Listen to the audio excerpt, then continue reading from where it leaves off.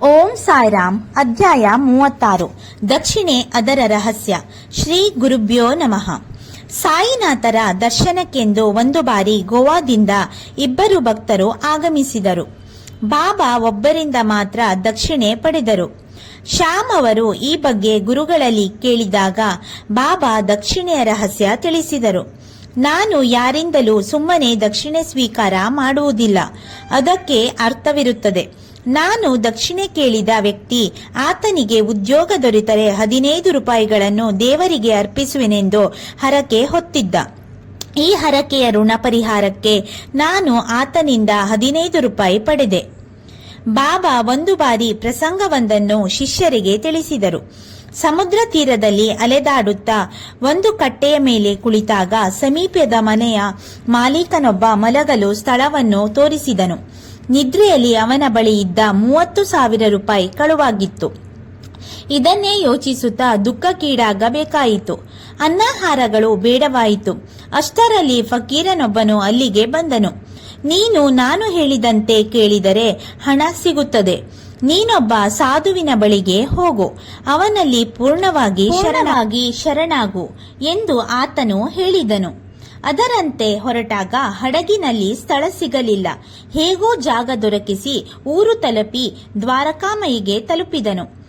ಈ ಮೇಲೆ ಹೇಳಿದ ಕತೆ ಬಾಬಾ ಅವರ ವೃತ್ತಾಂತದಲ್ಲಿ ಅದು ಭಕ್ತರ ಕಥೆಯೇ ಆಗಿತ್ತು.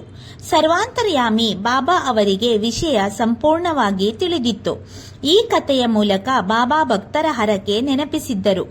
ಹಣವು ಆಧ್ಯಾತ್ಮಿಕ ಪ್ರಗತಿಗೆ ಮಾರಕ ಎಂಬುದನ್ನು ಅವರು ಭಕ್ತರಿಗೆ ಯಾವಾಗಲೂ ನೆನಪಿಸಿದರು.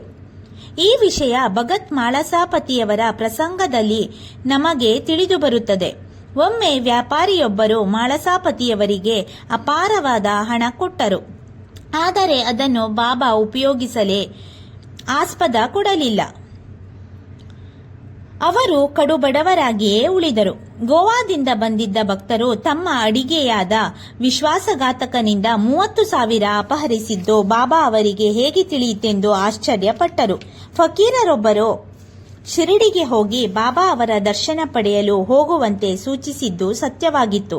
ಇದಾದ ನಂತರ ಅಡುಗೆಯವನು ತಪ್ಪು ಯಾಚಿಸಿ ಹಣ ವಾಪಸ್ಸು ಮಾಡಿದನು. ಆದರೆ ಫಕೀರ ಮಾತ್ರ ಮುಂದೆ ಎಂದು ಮತ್ತೆ ಕಾಣಿಸಲೇ ಇಲ್ಲ.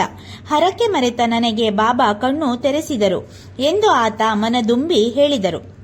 ಸೊಲ್ಲಾಪುರದ ಸಕಾರಾಮ್ ದಂಪತಿಯವರಿಗೆ ಸುಮಾರು 27 ವರ್ಷ ಸಂತಾನವಿರಲಿಲ್ಲ.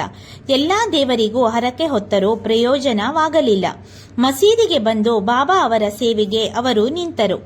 ಬಾಬಾ ಅವರನ್ನು ಏಕಾಂತವಾಗಿ ಸಂಧಿಸುವ ಅವಕಾಶ ಬಹುಕಾಲ ಅವರಿಗೆ ದೊರೆಯಲೇ ಇಲ್ಲ. ಕಡೆಗೆ ಶ್ಯಾಮ್ ಅವರಲ್ಲಿ ಈ ಬಗ್ಗೆ ವಿನಂತಿಸಿದರು. ಬಾಬಾ ಅವರ ನೈವೇದ್ಯ ಸಮಯಕ್ಕೆ ಸರಿಯಾಗಿ ತೆಂಗಿನಕಾಯಿ, ಗಂಧದ ಕಡ್ಡಿ ತೆಗೆದುಕೊಂಡು ಹೋಗುವಂತೆ ಸಲಹೆ ಮಾಡಿದರು. ಬಾಬಾ ಅವರ ಊಟ ಮುಗಿಯಿತು. ಶ್ಯಾಮ್ ಅವರು ಶ್ರೀಮತಿ ಔರಂಗಾಬಾದಕರನ್ನು ಕರೆದು ಈಕೆಗೆ ತಾನು ಸಂತಾನ ಭಾಗ್ಯ ಆಶೀರ್ವದಿಸಿ ಎಂದು ಬೇಡಿದರು. ಕೊನೆಗೆ ಭಕ್ತಿಗೆ ಸೋತ ಬಾಬಾ ಈಕೆಗೆ ಸಂತಾನ ಭಾಗ್ಯ ಇನ್ನು ವರ್ಷದೊಳಗೆ ದೊರೆಯುತ್ತದೆ ಎಂದರು.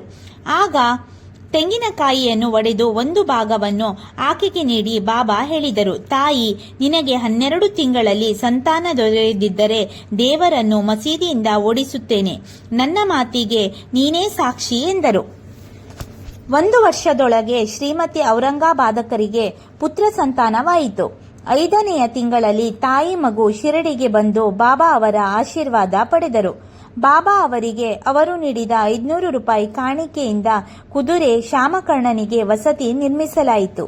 ಎಂಬಲ್ಲಿಗೆ ಶ್ರೀ ಸಾಯಿ ಸಚ್ಚರಿತೆಯ 36ನೇ ಅಧ್ಯಾಯವು ಸಂಪೂರ್ಣವಾಯಿತು.